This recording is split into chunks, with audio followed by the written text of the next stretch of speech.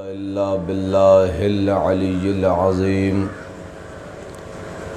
أعوذ بالله من الشيطان الرجيم. بسم الله الرحمن الرحيم. رب اشرح لي صدري ويسر لي واحلل عقدة من لساني يفقهوا قولي. الحمد لله رب العالمين. الصلاة والسلام والتحية والإكرام على النبي المكي المدني القرشي الهاشمي الأبتهي مولانا ومولى الثقلين جد الحسنين أبي القاسم محمد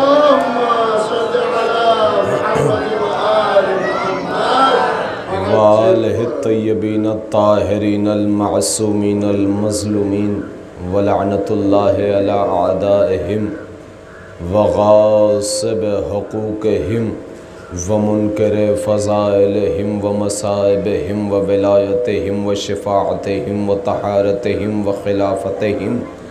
اما بعد فقد قال رسول اللہ صلی اللہ علیہ وآلہ وسلم اللہم انی احب الحسن و احب من احب. صلوات پڑھیں محمد.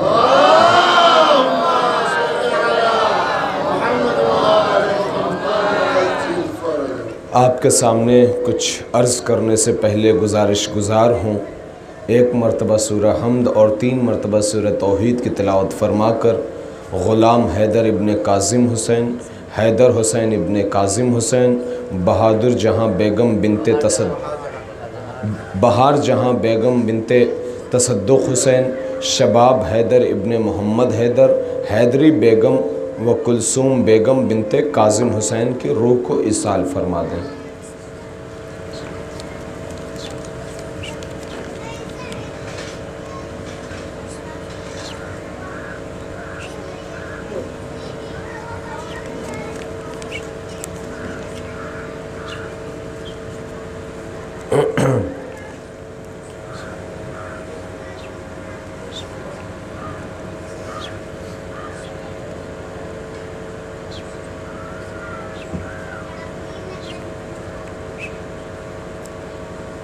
صلوات پڑھے محمد و آل محمد پر.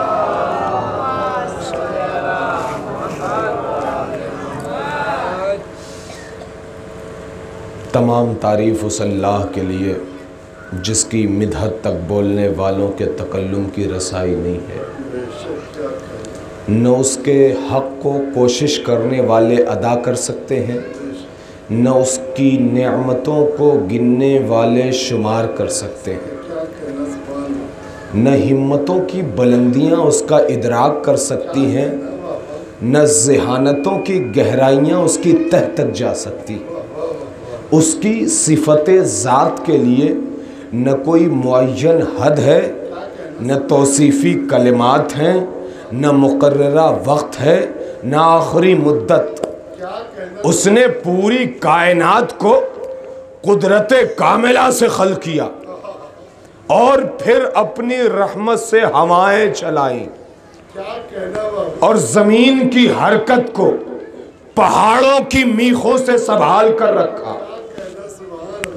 وہ پروردگار عالم اپنے حبیب کے ذریعے بڑے پیغامات پہنچائے. اس کے حبیب کی ایک حدیث میں نے پڑھی ہے، بڑی پیاری. آج 28 سفر ہے، ذرا سا تذکرہ کرنا بھی ضروری تھا، لہذا رسول اسلام کی حدیث آپ کے سامنے پیش کی ہے عنوان کے طور پر اللہم انی احب الحسن و احب من احب. پروردگارہ گواہ رہنا میں حسن سے محبت کرتا ہوں. ابھی یہ آدھی حدیث ہوئی ہے. پروردگارہ گواہ رہنا میں حسن سے محبت کرتا ہوں، وَأُحِبُّ مَنْ أَحَبَّ، اور میں اس سے محبت کرتا ہوں جو حسن سے محبت کرتا ہے. اور میں اس سے محبت کرتا ہوں جو حسن سے محبت کرتا ہے. اب آئیے گفتگو کا آغاز ہو گیا. آج 28 سفر ہے, چہلم کی مجلس بھی ہے, عنوان چہلم کی مجلس کا ہے, اور ماشاءاللہ بانیان بھی, اللہ سلامت رکھے بانیان کو, ایک ہی وقت میں آپ کو کئی تذکرے سننے کے موقع مل رہے ہیں. ایک طرف رسالت مآب کا تذکرہ, ایک طرف حسن کا تذکرہ, ایک طرف حسین کا چہلم, ایک وقت میں ساری خصوصیتیں جمع کر دی. لہذا امام حسن کے حوالے سے رسول نے کہا میں محبت کرتا ہوں ان سے جو حسن سے محبت کرتے ہیں. جناب رسالت مآب نے بارہا امام حسن اور امام حسین کو پہچنوایا ہے. کہیں پر حسین کو کہا ھذا حسین فعرفو, یہ حسین ہے اسے پہچان لو, اور کہیں پر امام حسن کو ہاتھوں پر بلند کر کے کہا کہ دیکھو یہی ہے میرا وہ لال کہ جو صلح کرے گا. ایک صلوات پڑھیں محمد والے محمد پر. تشریف ہے.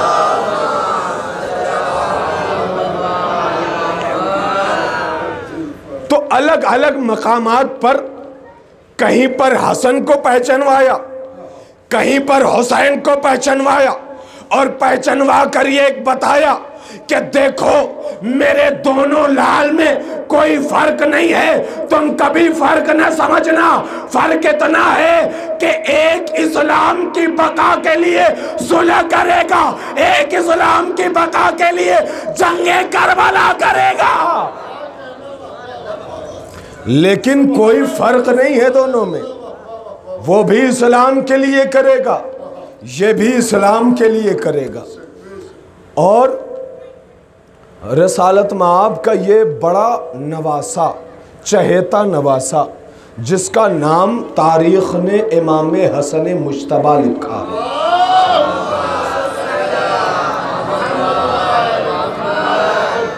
آج ویسے بھی چہلم کی مجلس ہے. یہ لفظ چہلم جو ہے یہ اپنے اندر بہت سارے معنی و مفاہیم رکھے ہوئے ہیں. لفظ چہلم ہے, لفظ اربعین ہے, بہت سارے لفظیں اس میں چھپی ہوئی ہیں. 40 دن کا مطلب سمجھتے ہیں؟ اس میں کتنے راز ہیں. دیکھیں میں 2 منٹ لوں گا, لیکن ایک چیز آپ کے سامنے پیش کر دوں, ہمیشہ آپ کے ذہنوں میں یہ محفوظ رہ جائے گا. یہ جو اربعین ہوتا ہے, اربعین عربی میں 40 دن کو کہتے ہیں, اور اسی کو چہلم بھی کہا جاتا ہے جو 40 دن بعد کیا جاتا ہے. لہٰذا یہ اپنے دامن میں بہت کچھ سمائے ہوئے ہیں. جناب رسالت مآب نے اپنی نبوت کا اعلان 40 سال میں کیا تھا. لفظ 40 پہ غور کیجئے گا. یا رسول اللہ, یا رسول اللہ, یا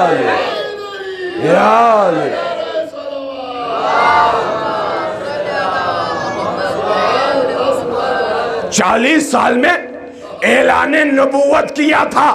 لیکن اس غلط فہمی میں نہ رہیے گا کہ نبی 40 سال بعد بنے ہیں, بلکہ نبی تو جب آدم و عالم کا گوندا جا رہا تھا مٹی, تب نبی تھے, تب ہمارا نبی تھا. نبی 40 سال کے بعد نہیں بنا, نبوت 40 سال کے بعد اعلان کیا جا رہا ہے. اور بتاؤں 40 کا مطلب کیا ہے؟ لفظ 40 بڑا عظیم لفظ ہے. 40 جناب موسیٰ نے جو طور پر باتیں کی تھی, ملاقاتیں کی تھی, کس سے؟ اللہ سے. وہ 40 راتیں کی تھی, وہ 40 راتیں کی تھی اللہ نے نبی موسیٰ سے باتیں. اور لفظ 40 میں کیا چھپا ہے؟ جناب ابو ذر غفاری سے روایت ہے کہ رسول اسلام فرماتے ہیں کہ مرزا نوری اپنی کتاب میں لکھتے ہیں کہ 40 دن تک ایک ایسی زمین ہے جو گریا کرتی رہتی ہے.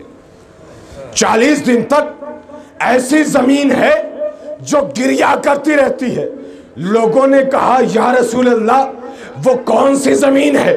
کہا کائنات میں جتنے بھی عابد ہیں، جتنے بھی زاہد ہیں، جتنے بھی عبادت گزار ہیں، وہ چاہے دنیا میں جہاں کہیں بھی جب اپنی پیشانی زمین پر رکھتے ہیں اور رکھنے کے بعد جب وہ اس دنیا سے گزر جاتے ہیں تو جہاں جہاں اس نے عبادت کی ہے 40 دن تک وہ اس کے فراق میں روتی ہے. 40 دن تک اس کے غم میں روتی رہتی ہے. یہ لفظ 40 بڑا عظیم ہے. اور یہ 40 کیا ہے؟ اور 40 دن پہ امام حسین کا چہلم منایا گیا. 40 دن پہ جو ہم اور آپ مناتے ہیں چہلم 20 صفر کو، یہ چہلم کی مجلس ہے. ایک جملہ آپ کی خدمت میں کہوں اور اس کے بعد میں اپنے موضوع پر. ہمارے یہاں بھی، ہمارے معاشرے میں بھی، ہمارے گھرانے میں بھی جب کسی کا انتقال ہوتا ہے تو ہم بھی تو چہلم کرتے ہیں نا. چہلم کرتے ہیں. کیوں کرتے ہیں؟ اس لیے کہ ان کی روح شاد ہو جائے، ان کی روح آباد ہو جائے، ان کے جو بھی قصیدے ہیں وہ پڑھ لیے جائیں، بتا دیے جائیں. خاص طور پہ چہلم کی مجلس میں ہوتا ہے ان کی جو شخصیت ہے اسے آشکار کر دیا جائے. تمام کے تمام چہلم کے دن اپنے مرحومین کے لیے خیرات کرتے ہیں، صدقات کرتے ہیں. لیکن کائنات میں ایک ایسا کامل انسان ملا کہ جس کا چہلم ایک بار نہیں ہر سال ہوتا ہے. ہمارے مرحومین کا چہلم ایک بار ہوتا ہے، لیکن واحد علی کی ذات کہ جس کے لال کا چہلم ہر سال منایا جاتا ہے.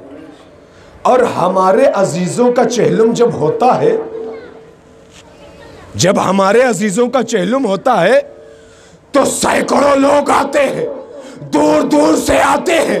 لیکن ہمارے عزیزوں میں اور حسین میں اتنا بڑا فرق ہے. ہمارے عزیزوں کے چہلم میں سینکڑوں آتے ہیں، حسین کے چہلم کربلا میں کروڑوں آتے ہیں. لبیک یا حسین، لبیک یا حسین، لبیک یا حسین، لبیک یا حسین، لبیک یا حسین، لبیک یا حسین.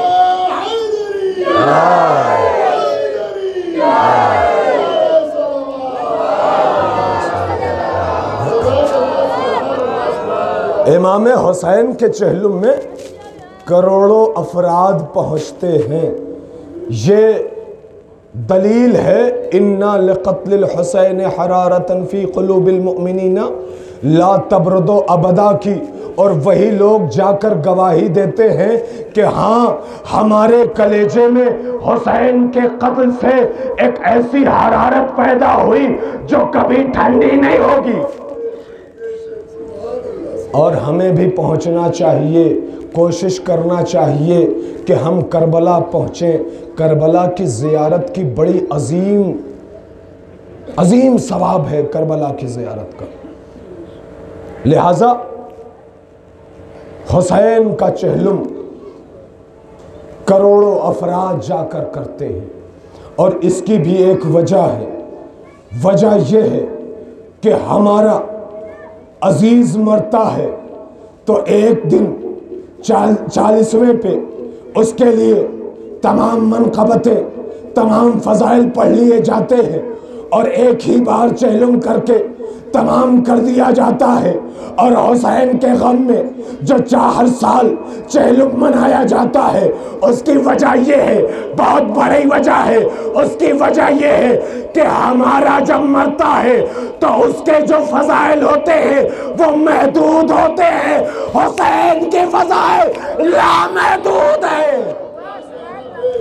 جس کی کوئی انتہا نہیں ہے، جس کے فضائل بیان کرتے رہو ختم نہیں ہونے والا۔ امام حسن سے جب معاویہ نے اپنے دربار میں بلا کر کہا کہ اے حسن، اس مقام پر جا کر اپنی ذرا سی فضیلت بیان کریے۔ دیکھیں معاویہ نے کئی بار بلوایا ہے امام حسن کو اپنے دربار میں، لیکن ہر بار کیوں بلایا؟ تاکہ ہم امام کو بے عزت کر سکیں، امام کو بے عزت کر سکے۔ ہر بار دربار میں اسی لیے بلایا۔ آج بلایا اور بلانے کے بعد کہا اس مقام پر کھڑے ہوں اور کھڑے ہونے کے بعد اپنے فضائل بیان کریں کہ آپ کے فضائل کیا کیا ہیں۔ اب جیسے ہی امام حسن اس مقام پر پہنچے اور پہنچنے کے بعد ایک جملہ کہا، توجہ رہے، بزرگوں کی دعائیں چاہوں گا۔ ایک جملہ کہا کہ تم کہتے ہو کہ میں اپنے فضائل بیان کروں، کہاں اپنے فضائل بیان کریے۔ امام حسن نے ایک جملہ کہا کہ دیکھو ہمارے فضائل اتنے ہیں کہ یہ کائنات کی گھڑیاں ختم ہو جائیں گی، ہمارا فضائل ختم نہیں ہوگا۔ تم کہتے ہو اپنے فضائل بیان کرو۔ امام حسن نے فضائل بیان کرنا شروع کیا۔ سب سے پہلا جملہ دیکھیے، امام حسن نے بھی کہا ہمارے فضائل ختم نہیں ہوں گے، یہ دنیا کی جو گھڑیاں ہیں نا یہ ختم ہو جائیں گی۔ اب بھی اعتراض کرنے والے اعتراض کرتے ہیں، کتنے فضائل پڑھیں گے، کتنے فضائل پڑھیں گے، ہر طرف فضائل ہی فضائل۔ اما جس نے لوح محفوظ کا ہر عبارت پڑھا ہو، جو زمین سے زیادہ آسمان کے راستوں کو جانتا ہو، وہ جب کہہ رہا ہے کہ میں اپنے فضائل اگر بیان کروں تو یہ گھڑیاں کم پڑ جائیں گی، تو اس کا مطلب یہ ہوا کہ جتنے بھی معترضین ہیں، اعتراض کرتے ہیں، ان کی بارگاہ میں ایک جملہ کہتا ہوں کہ دیکھو جتنی بھی کوشش کر لو گے، ارے زمانہ تو ختم ہو جائے گا، یہ فضائل ختم نہ ہوگا۔ زمانہ ختم ہو جائے گا، فضائل ختم نہ ہوگا۔ امام حسن نے کہا نحن حجج الرحمہ، ہم اللہ کی طرف سے دلیل ہیں۔ پہلا جملہ امام نے کہا نحن حجج الرحمہ، ہم اللہ کی طرف سے دلیل ہیں۔ اب جیسے ہی کہا تو تشریح بھی ضروری تھی۔ امام نے کہا کہ دیکھو پروردگار عالم جب تک ہمیں نہ پہچانوا لیا اس کی پہچان نہیں ہوئی ہے۔ جب تک ہمیں نہ پہچانوا لیا تب تک اس کی پہچان نہیں ہوئی۔ اس کا مطلب یہ ہے کہ ہم کیسے اللہ کی دلیل ہیں۔ امام نے کہا دیکھو اللہ تو موجود تھا، لیکن جب تک ہم نے بتایا نہیں، کوئی عبادت نہیں کیا۔ ہم نے عبادت کر کے بتایا عبادت کیسے کی جاتی ہے، لہٰذا ہم نے پوری کائنات کو درس دیا کہ اللہ کون ہے۔ اس لیے ہم ہیں حجج الرحمہ، ہم ہیں اللہ کی دلیل۔ اس کے بعد کیا کہا؟ نحن جنان، جنان ایک جنت کو نہیں کہتے بلکہ جنان کہتے ہیں جنت کی جمع کو۔ تو امام کہہ رہے ہیں کہ نحن جنان، ہم ہیں جنتی، یعنی ایک جنت کے مالک نہیں بلکہ ساری جنتوں کے مالک۔ تو اس کا مطلب یہ ہے کہ اگر ساری جنتوں کے مالک ہمارے امام ہیں تو اگر ان کا دامن نہیں تھامو گے تو پھر جنت تک پہنچنا مشکل ہے۔ پھر امام نے ایک اور جملہ آگے بڑھ کر کہا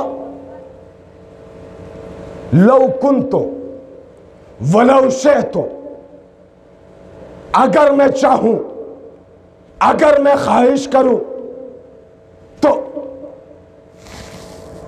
इराक को शाम कर दूं, शाम को इराक कर दूं। इतना कहना था कि लोगों ने पूछा, आपके अंदर इतनी कुव्वत है, आपके अंदर इतनी ताकत है। कहाँ? मेरे अंदर इतनी ताकत है कि मैं शाम को इराक कर सकता हूँ, इराक को शाम कर सकता हूँ। हत्ता कि मेरे अंदर इतनी अल्लाह ने सलाहियत रखी है कि मर्द को औरत बना दूँ, औरत को मर्द बना दूँ। दरमियान से एक शख्स खड़ा हुआ और खड़ा होने के बाद कहता है, आपके अंदर इतनी कुव्वत, आपके अंदर इतनी ताकत, मैं यक़दिरु अला ज़ालिक, उसका जुमला है, मैं यक़दिरु अला ज़ालिक। किसके अंदर इतनी ताकत है कि मर्द को औरत बना दे, औरत को मर्द बना दे। अब जैसे ही उसका खड़े होके इतना जुर्रत अंदाज में जुमला कहा, किसके अंदर इतनी ताकत है, इमाम हसन ने एक मर्तबा फन्नज़रा इलैह, अब जब इमाम ने नजर की और नजर करने के बाद मजबे की तरफ मुतवज्जे हुए और कहा, तुम्हें शर्म नहीं आती, मर्दों के सामने खड़ी हो, तुम मर्दों के सामने खड़ी हो। अब जैसे ही उसने अपने हुलिये पे गौर किया और गौर करने के बाद जो बड़ा सज धज के आया था बज़्म में, अब वो सर झुका के जा रही है। और इमाम हसन ने एक जुमला और बड़ा अजीम कहा। क्या कहा? अब जो जुमला कहा है बड़ा अजीम जुमला है। कहा, मोहम्मदो ज़मीरी, मोहम्मद मेरे ज़मीर का नाम है। अलीयुन अमीरी, अली मेरे अमीर का नाम है। हुसैनो वजीरी, हुसैन मेरे वजीर का नाम है। जिब्रीलो फकीरी, जिब्रील हमारे दर का गदागर है, हमारे दर का फकीर है। और उसके बाद जब जुमला कहा, और मुझे हसन इब्ने अली कहते हैं, इधर मुआविया परेशान हुआ। उधर चंद लोग बैठे हुए आपस में चेमी गोइयां करने लगे, चेमी गोइयां करने लगे। ये तो बड़ा मुश्किल हो गया, मुआविया ने किसी और चीज़ के लिए बुलाया था, ये तो इमाम हसन अपनी तारीफ करते रुक ही नहीं रहे हैं, ये आखिर बंद कैसे होगा।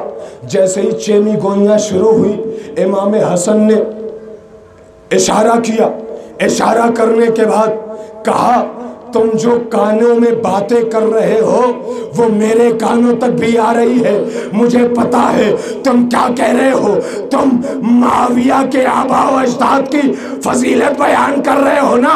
आओ हम अपने अजदाद की फजीलत बयान करते हैं। तुम इसके आबा व अजदाद पर फख्र कर रहे हो, हम अपने आबा व अजदाद का मर्तबा बताएं। क्या मर्तबा है? इमाम हसन ने एक मर्तबा मुआविया की तरफ मुखातब हुए और मुखातब होने के बाद एक जुमला दे रहा, बड़ा अजीम जुमला है इस मजलिस का, यही मजलिस का माहसल जुमला है। देखिए, जो लोग ये समझते थे कि हुकूमत बड़ी चीज है, हुकूमत बड़ी चीज है, ताकत बड़ी चीज है, उसे इमाम हसन ने ठोकर मार के बता दिया कि देखो हुकूमत की कोई औकात नहीं है। कभी कभी हुकूमतें بے عزتوں کو بھی عزت عطا کر دیتی ہے، لیکن جو امامت اللہ نے مجھے دی ہے وہ مصطفیٰ بندوں کو عطا کرتا ہے۔ لہٰذا ہمیں اللہ کی طرف سے امامت ملی ہے۔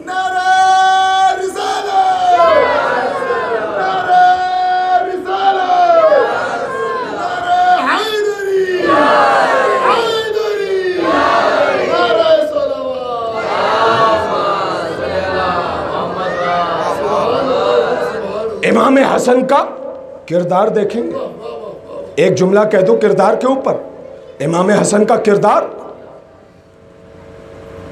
آپ لوگ بھی اس کردار کو اپنے اندر سما لیجئے۔ امام حسن نے معاویہ سے صلح کی تھی نا، صلح کی تھی نا اسلام کے لیے۔ معاویہ کون تھا؟ جو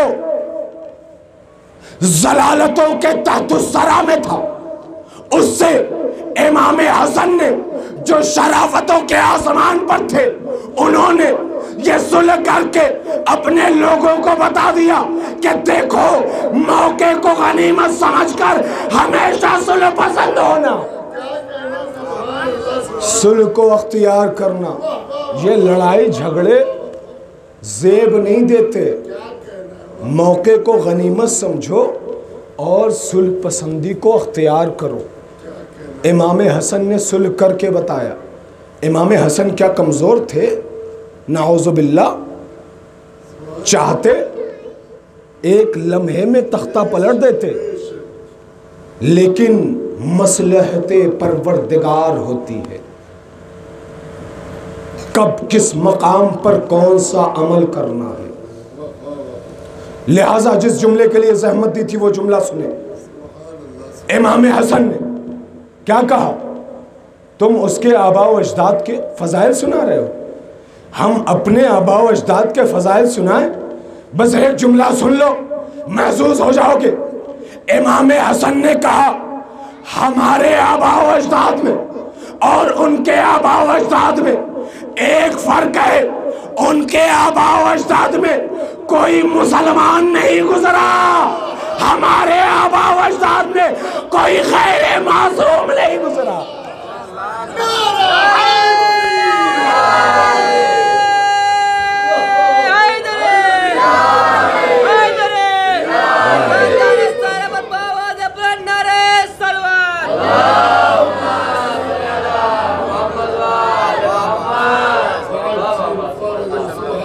لہٰذا امام حسن کی زندگی بڑی عظیم زندگی ہے۔ امام حسن نے بارہا دربار میں گئے، لیکن جب بھی گئے ادھر کی خواہش یہ تھی کہ امام کو رسوا کر دیا جائے، لیکن وہ امام ہی نہیں ہوتا جو رسوا ہو جائے۔ امام ہوتا ہے نا، رسوا کرنے والے رسوا ہو گئے، لیکن ہمارا امام رسوا نہیں ہوا۔ اور رسوائی کرنے کے لیے پتہ ہے کیا کیا کیا گیا؟ معاویہ نے ایک بار بلایا، اور بلانے کے بعد کہا میں وہ کیا اپنے خزانے کے دہانے کھول دیے ہیں میں نے، اور سب کو میں بانٹ رہا ہوں، آپ تو رسول کے نواسے ہیں نا، اس لیے میں چاہتا ہوں کہ آپ کو، آپ کا بلند مرتبہ ہے، ان کے سامنے جتنے بھی سونے چاندی جواہرات قیمتی ہیرے سب کے سب لا کے رکھ دیے جائیں۔ امام حسن کے سامنے ایک پہاڑ لگایا گیا، ڈھیر لگا دیا گیا ہیرے اور جواہرات کا، اور کہا کہ اے حسن یہ آپ کے لیے ہے۔ امام حسن نے بتانا تھا نا کہ تم کس کے بیٹے ہو، ہم کس کے بیٹے ہیں۔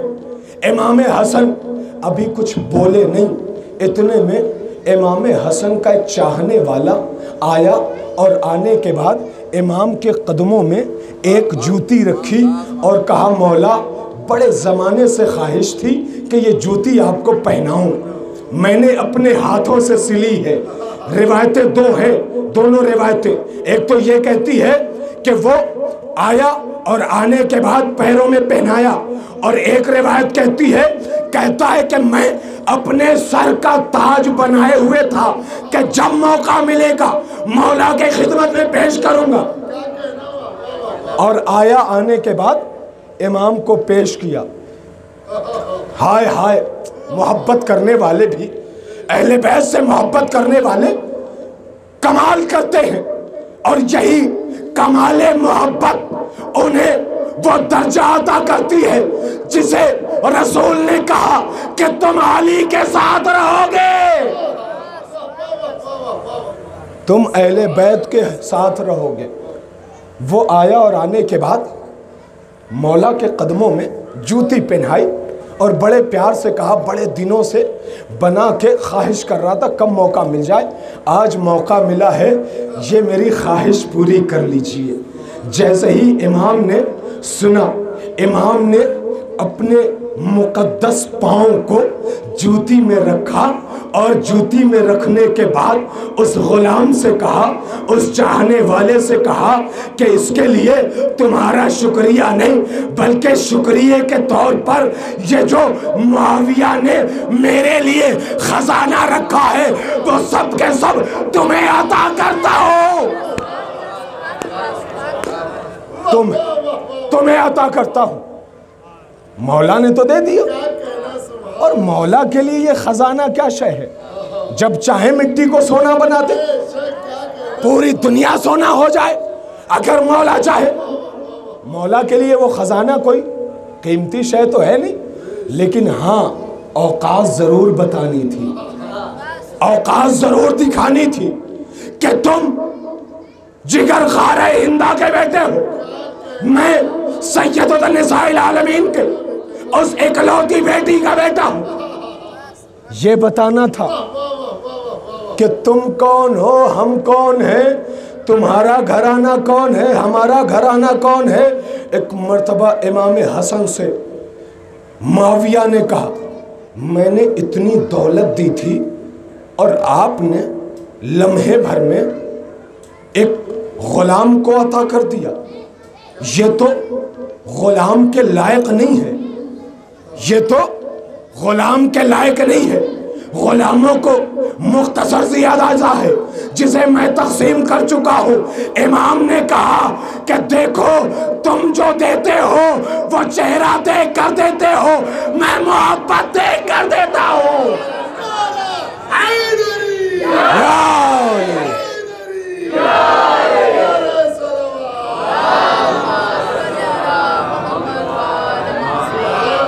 یہ تمہارا خزانہ تھا، یہ ہمارا خزانہ ہے۔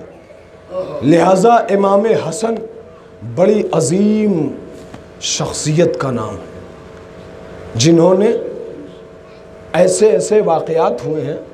شام کا ایک شخص آیا اور آنے کے بعد امام حسن کو مسلسل لفظ ہے کتاب میں برا بھلا گالیاں دینے لگا امام حسن کو۔ امام حسن کھڑے ہو کے سنتے رہے۔ ہم اور آج سن پائیں گے؟ نہیں سنیں گے نا، فوراً اس کا دفاع کرنا شروع کر دیں گے۔ نہیں، کبھی کبھی یہ سوچ کے کھڑے ہو کے سن لیا کرو کہ ہمارے سامنے ایک جہالت بول رہی ہے۔ اگر آپ جانکار ہو، عالم ہو، تو یہ سوچ لیا کرو کہ ہمارے سامنے ایک جاہل بول رہا ہے اور جاہل کا جواب نہیں دیا جاتا ہے، جاہل کا جواب ہی خاموشی ہوتا ہے۔ لہٰذا امام حسن خاموش کھڑے۔ جب وہ گالیاں دے کے تھک گیا، امام حسن نے کہا ہم اور آپ ہوتے تو جب وہ تھک جاتا، اب بتاتا ہوں میں، اب ہم تمہیں بتاتے ہیں، تم نے تو یہ والی گالی چھوڑ دی تھی، تم نے تو یہ والا برا بھلا کہنا روک دیا تھا، اب ہم سناتے ہیں ہم کون ہیں۔ لیکن نہیں، امام حسن کا دیکھیں کردار۔ امام حسن نے جب وہ تھک گیا برا بھلا کہہ کے، امام حسن نے کہا شاید تم بھوکے ہو، میں کھانا کھلا دیتا ہوں، شاید تمہیں پیاس لگی ہے، میں پانی پلا دیتا ہوں، تمہیں سواری چاہیے، میں سوار کر دوں گا، تمہیں آرام کرنے کی ضرورت ہے، آؤ گھر میں، ہمارا گھر بہت بڑا ہے، میں تمہیں آرام کروا دیتا ہوں۔ ایک جملہ اور سمجھ میں آتا ہے، امام نے کیوں کہا اور میرا گھر بہت بڑا ہے؟ روایت کے جملے ہیں، اس لیے کہ اگر امام کا گھر اتنا بڑا نہ ہوتا تو امام کا دسترخوان اتنا مشہور نہ ہوتا۔ امام کا دسترخوان اتنا مشہور نہ ہوتا، کوئی دسترخوان اتنا مشہور نہیں ہے۔ ہر مدینے کا آنے والا دیکھتا تھا دھواں اٹھ رہا ہے، اور دھواں اٹھنے کا مطلب ہی یہی کہ کھانا پک رہا ہے، اور چلا جاتا تھا دسترخوان پر، اور جنہیں پتا تھا کہ یہ تو دسترخوان ہی لگا ہے صبح سے شام تک۔ لہٰذا امام حسن اس کو گھر میں بٹھائے، اور بٹھانے کے بعد جملے پہ توجہ رہے، بٹھائے کیا کر رہا تھا؟ گالیاں دے رہا تھا نا، گالیاں دے رہا تھا۔ شام کا تھا، اور شام میں کس نے ورگلایا تھا وہ تو آپ کو پتہ ہے، شام میں کس نے اس کو بدمعاش بنا دیا تھا وہ تو پتہ ہے۔ اب جب امام حسن کا کردار دیکھا، امام حسن کا نیچر دیکھا، تو ایک مرتبہ گھر میں گیا اور بیٹھا، کھانا پانی سب کچھ ہو گیا، تو ایک مرتبہ امام حسن کو قریب بلایا، اور بلانے کے بعد کہتا ہے کہ ایک بات کہنا چاہتا ہوں۔ مولا نے کہا کیا؟ کہا کہ میں آپ کو اس لیے برا بھلا کہہ رہا تھا کیونکہ میں آپ کا اور آپ کے بابا کا بہت بڑا دشمن تھا، لیکن اب کیا ہوا کہ آپ کا کردار دیکھ کر آپ کا کلمہ پڑھنا چاہتا ہوں۔ لبیک یا حسین، لبیک یا حسین، بلند آواز سے دونوں ہاتھ بلند کر کے، لبیک یا حسین، حیدری، حیدری،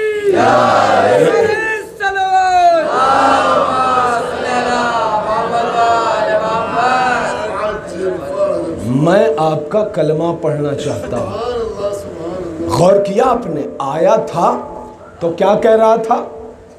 برا بھلا کہہ رہا تھا، اور جانے لگا تو قصیدہ پڑھتا ہوا جا رہا ہے۔ اب امام حسن کی سیرت پر عمل کرنے والوں کے لیے لازمی ہے کہ اپنے کردار کو ایسا بناؤ کہ آنے والا چاہے کوئی بھی ہو، چاہے وہ اپنا ہو یا غیر ہو، چاہے شیعہ ہو یا سنی ہو، ہندو ہو یا عیسائی ہو، ہمیں امام نے مذہب سے تقسیم نہیں کیا ہے۔ کردار انسانیت کے لیے ہوتا ہے، جو بھی آ جائے اس کا استقبال کیا کرو، اور بتاؤ استقبال کر کے کہ ہم امام کے چاہنے والے ہیں، ہمارا امام ایسا ہے، ہمیں یہ بتایا ہے، یہ سکھایا ہے، یہ سمجھایا ہے۔ کوئی بھی ہو، ہماری برائی بھی کر رہا ہو، اس کا استقبال کریں، پیار سے محبت سے بات کریں۔ کوئی بھی ہو، کوئی بھی ہو، بڑے پیار سے ملے۔ مولا کائنات فرماتے ہیں کہ تم اگر سوال پیار سے کرو گے تو جواب بھی پیار سے ہی آئے گا۔ لہٰذا جب بھی کسی سے گفتگو کرنی ہو، چاہے اپنا ہو پرایا ہو، تو کبھی یہ نہ بھولنا کہ ہمارے امام کی سیرت یہی ہے کہ اپنی زبان میں مٹھاس لائی جائے، اپنی زبان میں لطافت پیدا کی جائے، اپنی زبان کو ایسا بنایا جائے کہ سامنے والا ہم پر راضی ہو جائے۔ اگر ہمارا مخالف بھی ہے تو ہمارے سامنے آ کر بیٹھ جائے کہ ہاں واقعاً آپ کا کردار کہتا ہے آپ حسینی ہیں، آپ کا کردار کہتا ہے آپ عزادار ہیں۔ اب اگر عزادار ہے تو حسینی کردار بھی ہونا چاہیے، خوشبوئے وفا بھی آنی چاہیے۔ ایسا نہ ہو کہ لفظ عزادار ہمارے ساتھ لگا ہو اور ہم وفا سے بہت دور ہوں۔ لہٰذا عزیزان محترم، امام حسن نے بڑے خطبے دیے اور ہر مقام پر لوگوں کو بتلایا ہم کون ہیں، اور یہی وجہ تھی کہ معاویہ نے امام حسن کو جب دیکھا کہ ہماری حکومت کا کایا پلٹنے والا ہے، لہٰذا امام حسن کو زہر دلوا دیا۔ میں نے چند روز پہلے پڑھا تھا ایک کتاب میں کہ باقاعدہ طور پر معاویہ نے جودہ بنت اساش کو یہ کہہ کر بھیجا کہ دیکھو تم اگر حسن کو قتل کرنے میں کامیاب ہو گئی تو میں تمہاری شادی یزید سے کرا دوں گا، میں تمہیں اتنی دولت عطا کروں گا، میں تمہیں اتنے درہم و دینار عطا کروں گا، اور وہ اللہ کسی کو ایسی زوجہ نہ دے۔ امام حسن کو زہر دیا، اور جب امام حسن کو زہر دے دیا نا تو امام حسن بستر استراحت پر لیٹ گئے۔ روایت کہتی ہے کہ امام حسن کسی کو یاد نہیں کر رہے ہیں، سب سے پہلے کہا میرے قاسم کو بلا دو، میرا قاسم کہاں ہے، میرا قاسم کہاں ہے۔ جناب قاسم ابھی چھوٹے سے ہیں نا، جناب قاسم جب آئے، جناب قاسم امام حسن کے سینے پر لیٹ گئے، جناب قاسم آ کر لیٹ گئے، بیبیاں آئیں جناب قاسم کو ہٹائیں، کہا اے قاسم اپنے پاپا کے سینے پر نہ لیٹو۔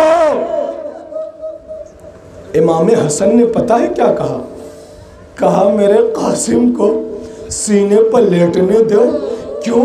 اس لیے کہ میرا قاسم سینے پر لیٹا ہے تو مجھے آرام محسوس ہو رہا ہے، مجھے آرام ہو رہا ہے۔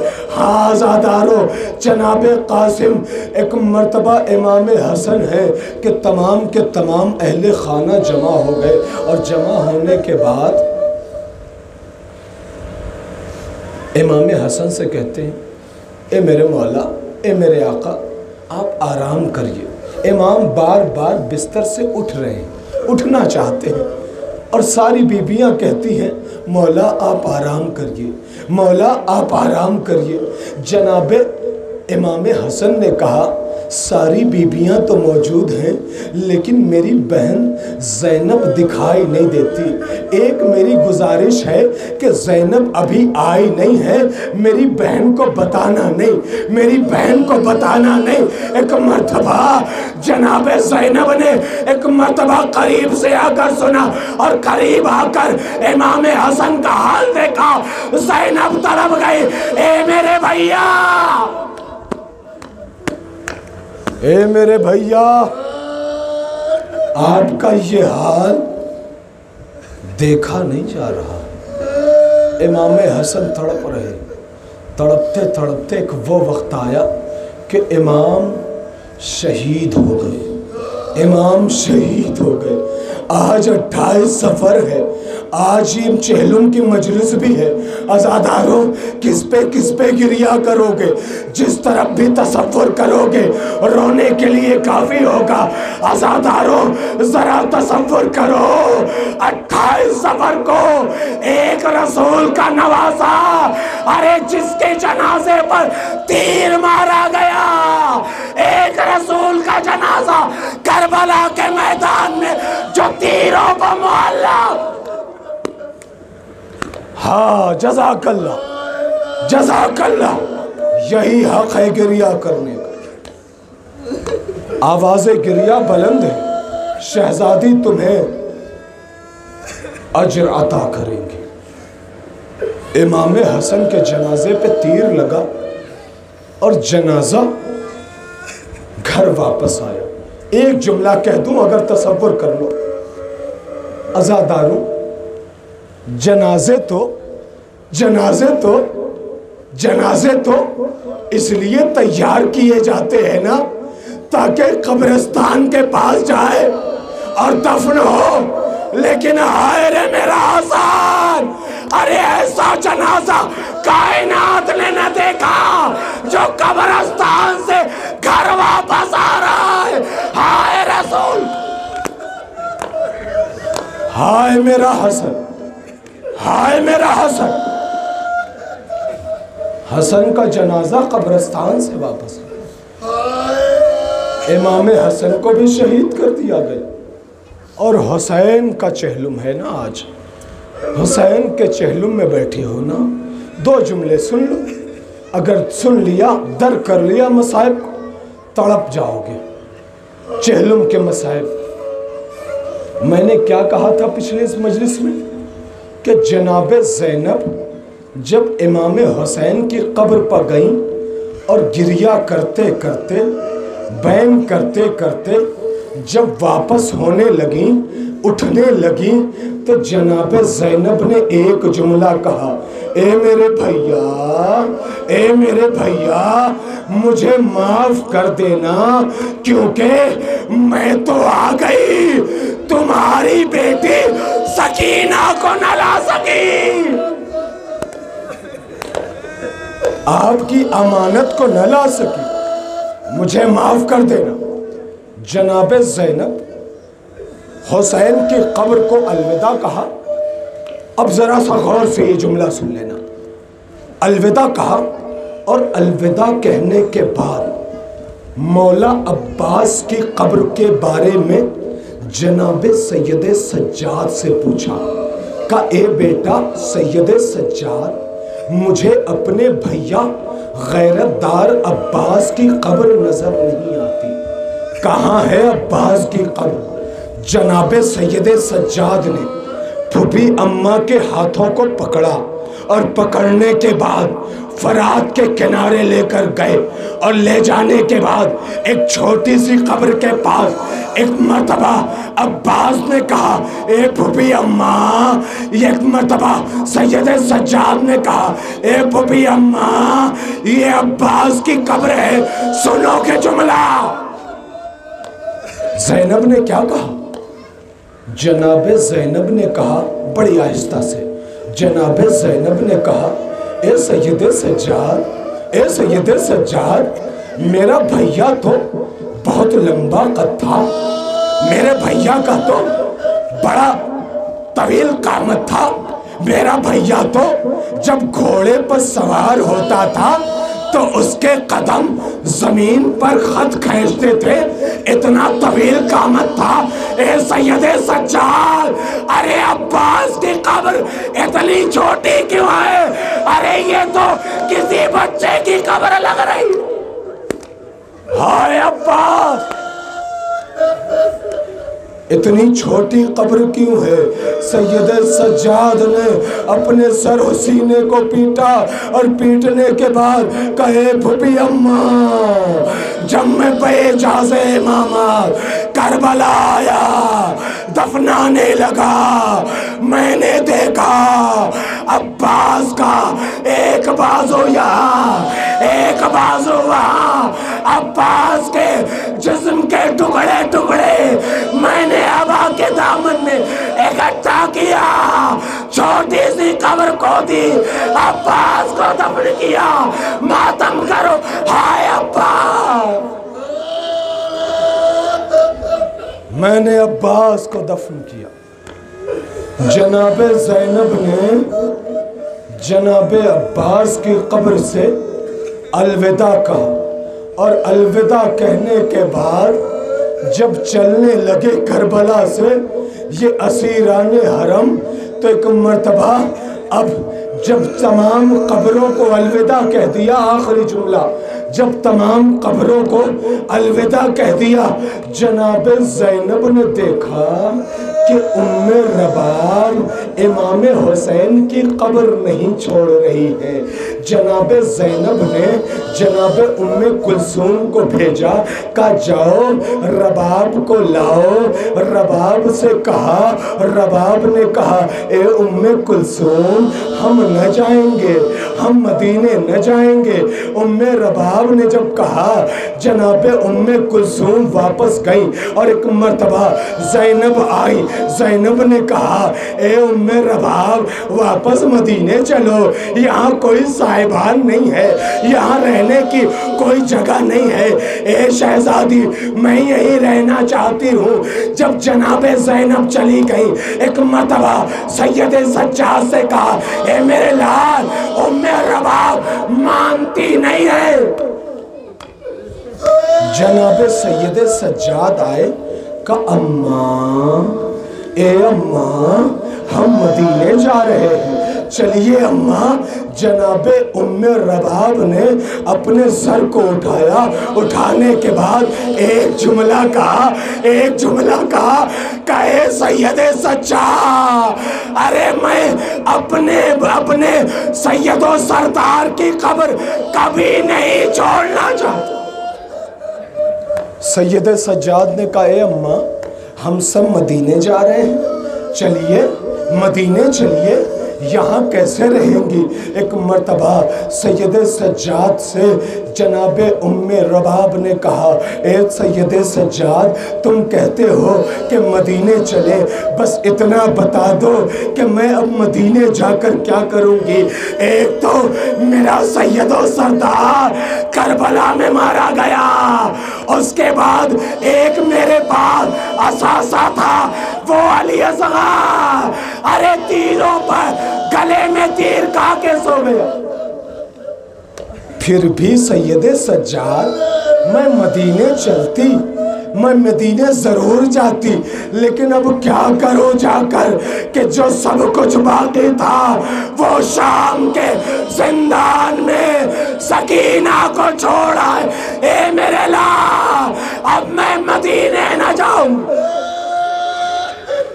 جزاک اللہ، اب میں مدینے میں جاؤں گی۔ سید سجاد نے آخری جملہ، سید سجاد نے کہا، اے رباب، اے اماں، آپ کو مدینے چلنا ہوگا۔ اب جیسے ہی کہا، جناب رباب نے کہا، اے سید سجاد، جملہ سن لینا، اے سید سجاد، اے سید سجاد، بس اتنا بتا دو کہ تم بیٹے ہونے کے اعتبار سے کہہ رہے ہو یا امام کی حیثیت سے کہہ رہے ہو؟ سید سجاد نے کہا، اے اماں، تمہیں امام آواز دے رہا ہے۔ جناب رباب نے قبر کو چھوڑا، مدینے چلی، خدا حافظ۔ اے والی، انا للہ و انا الیہ راجعون۔ کو ہماری اگر یہ ویڈیو اچھی لگی ہو تو لائک کریں، کمنٹ کریں اور چینل کو سبسکرائب کریں۔ والسلام علیکم ورحمۃ اللہ وبرکاتہ۔